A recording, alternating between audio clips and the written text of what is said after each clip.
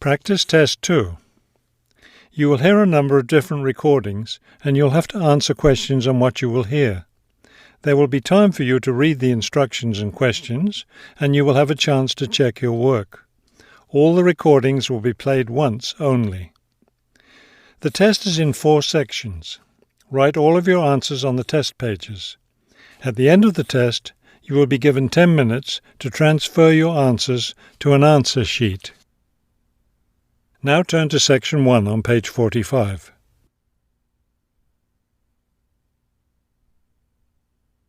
Section 1. You will hear a woman asking for information over the phone.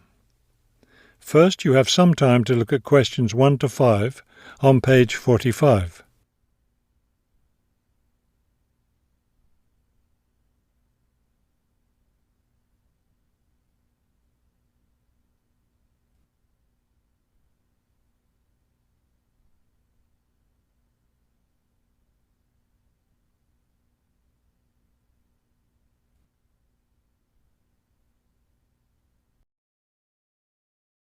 Now we shall begin. You should answer the questions as you listen, because you will not hear the recording a second time. Listen carefully and answer questions 1 to 5.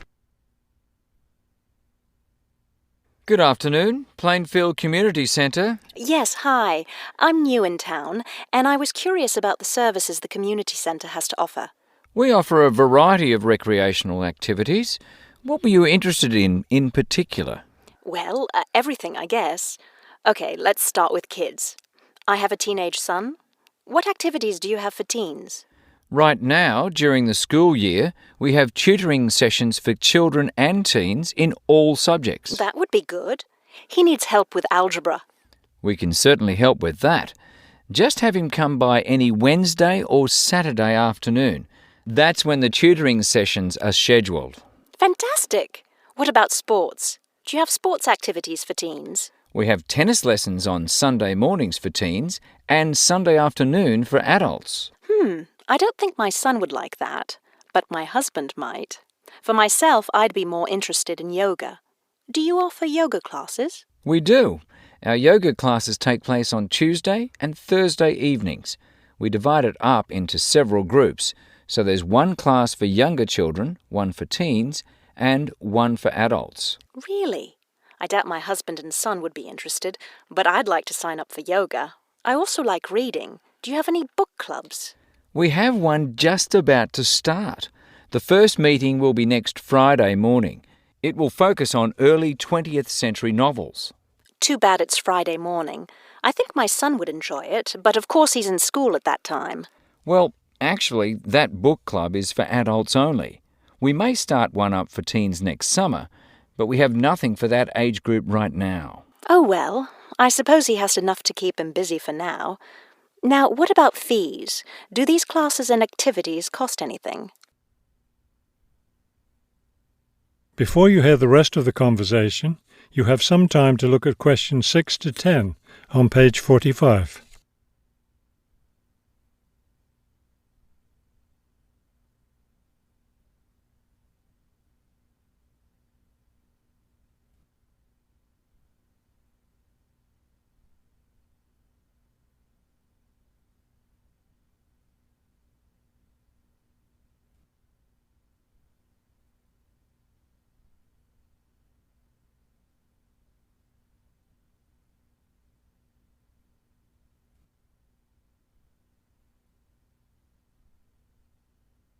Now listen and answer questions 6 to 10. There's a small charge for non-members for each class. However, they're all free to members. Would you be interested in becoming a member? How much does the membership cost?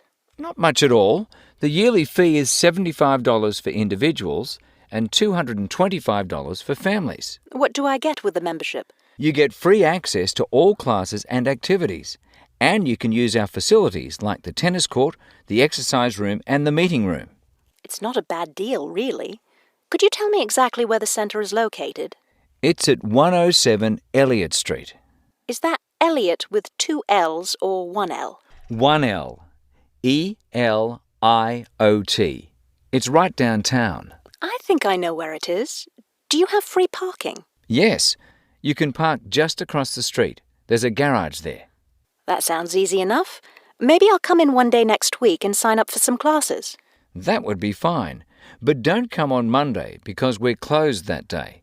We're open Tuesday through Sunday. Oh, thanks for telling me. Maybe I'll stop in on Tuesday then. Can I pay for the classes with a personal check? We accept checks and credit cards. Okay, thank you very much. You've been very helpful. That is the end of Section 1. Section 2. You will hear a hike leader giving information about an upcoming hiking trip. First, you have some time to look at questions 11 to 15 on page 45.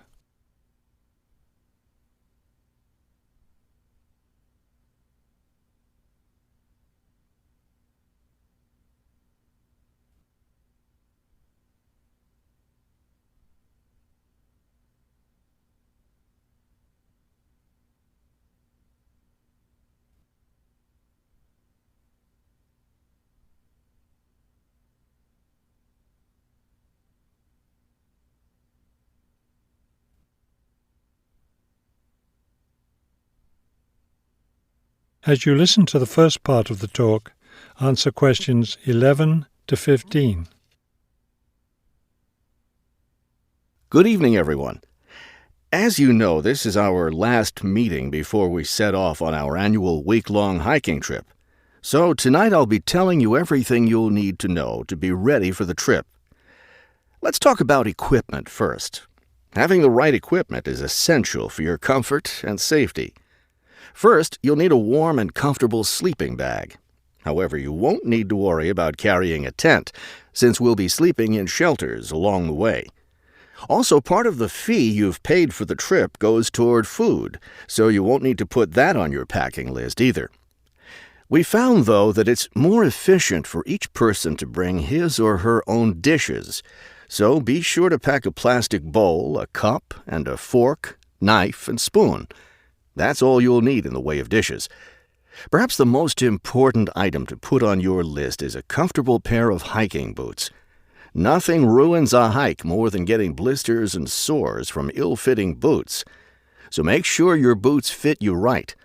Shoes and sneakers aren't adequate for the type of hiking we'll be doing. Of course, a backpack is necessary for carrying your equipment. Make sure you have one that's lightweight and comfortable to carry.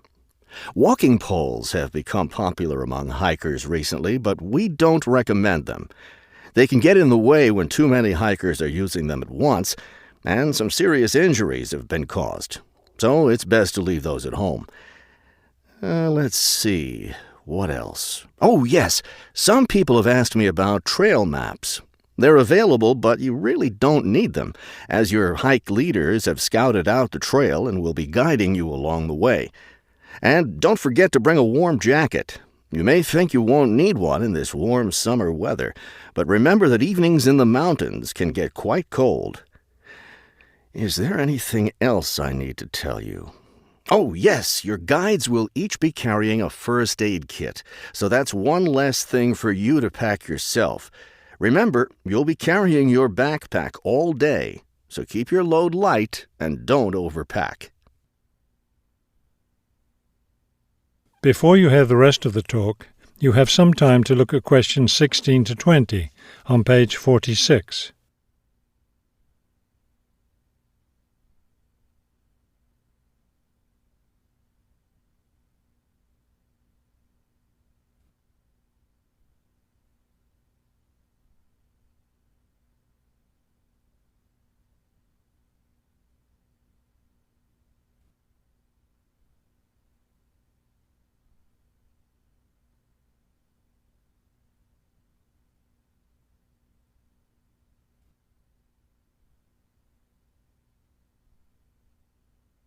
Now listen and answer questions 16 to 20. I know you're all experienced hikers, but it's always worth repeating the rules of the trail since they're so important. These rules are in place for the safety of everyone on the trip.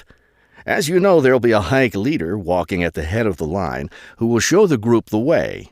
At the end of the line will be the rear leader, or sweep. It's important to always stay ahead of this person while we're on the trail. There are several different trails on the mountain where we'll be hiking, and they cross each other at some points. When you come to any intersection of trails, stop and wait for the rest of the group to catch up. This way we can be sure that no one goes off on the wrong trail. Let me emphasize here how important it is to stay on the trail. We'll be climbing through some steep and rocky areas. Don't be tempted to go off on your own and try to climb some rocks. That can be quite dangerous. Also, it's not likely, but it is possible that we'll encounter some large wild animals along the way. The last thing you want to do is try to feed any of them. That will just encourage them to follow us, which could lead to some dangerous situations. One last thing before we set off hiking each morning, be sure to fill up your water bottle. This is perhaps the most important safety rule. Dehydration can be a serious problem when you're out in the wilderness, so you must always be sure to carry an adequate supply of water with you. I think that covers just about everything. Are there any questions? That is the end of Section 3. You will hear a conversation between a university student and a faculty advisor about the requirements for the student teaching semester. First, you have some time to look at questions 21 to 24 on page 46.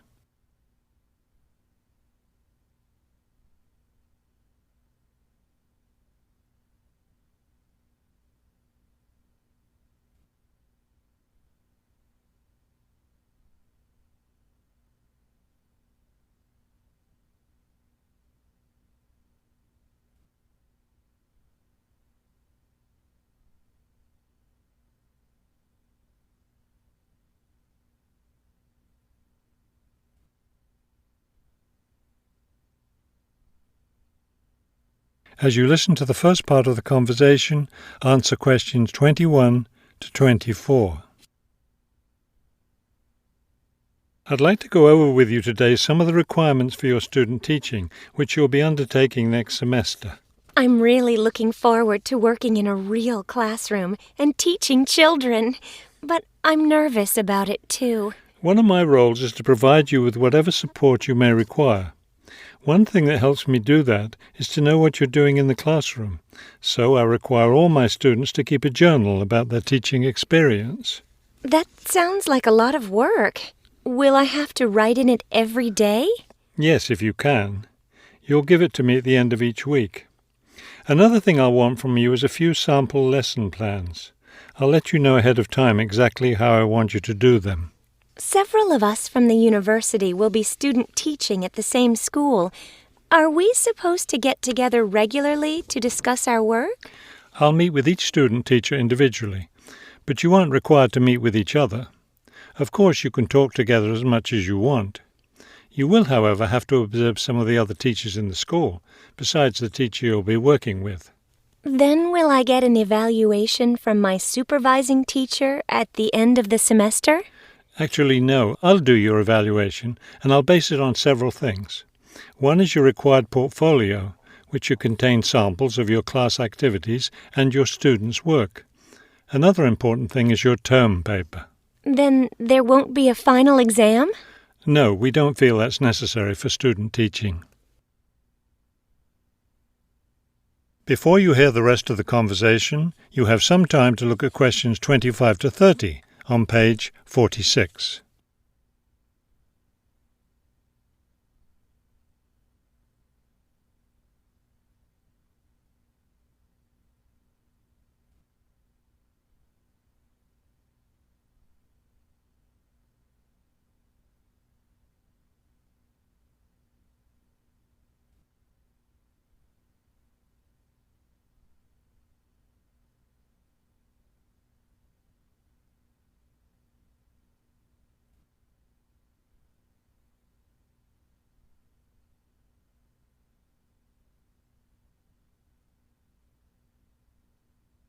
Now listen and answer questions 25 to 30.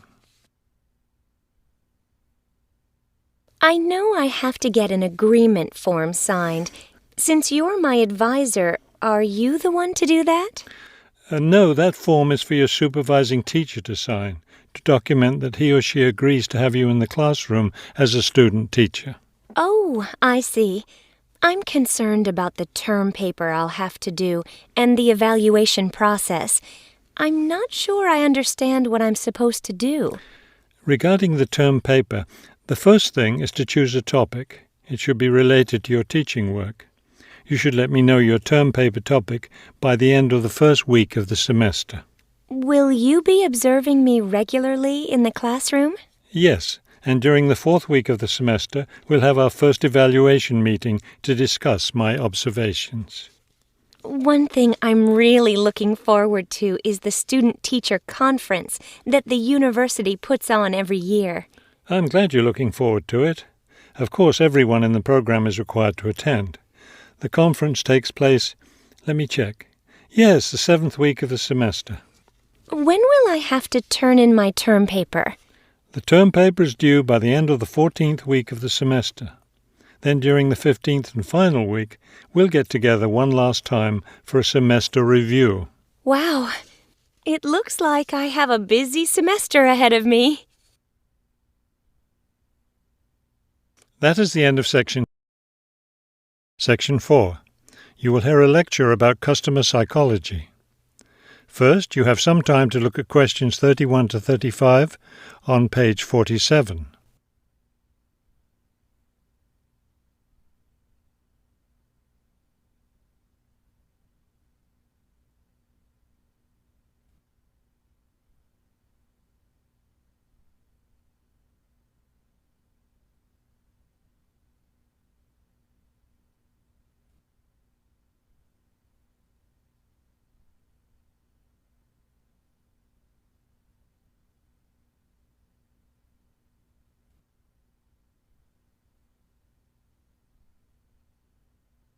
Now listen carefully and answer questions 31 to 35.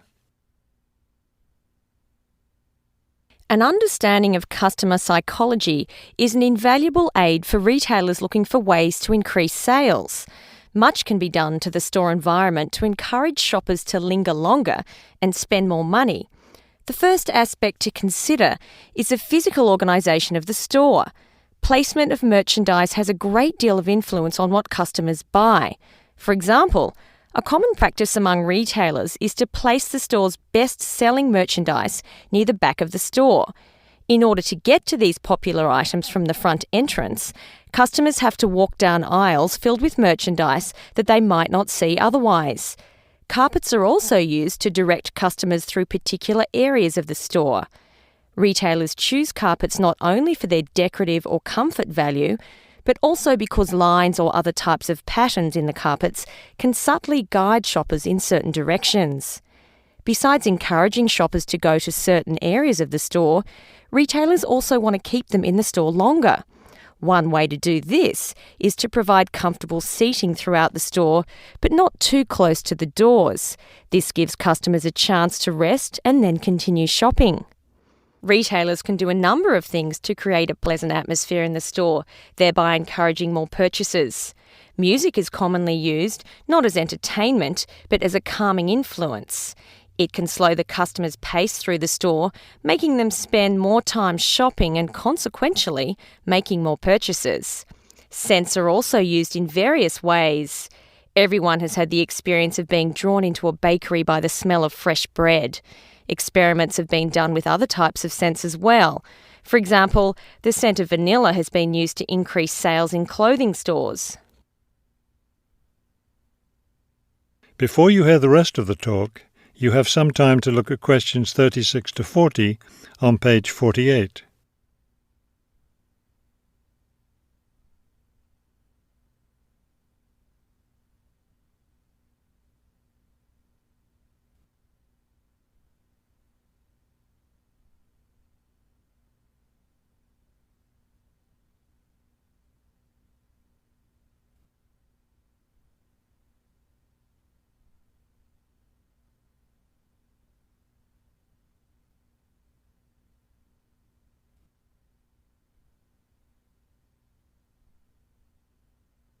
Now listen carefully and answer questions 36 to 40.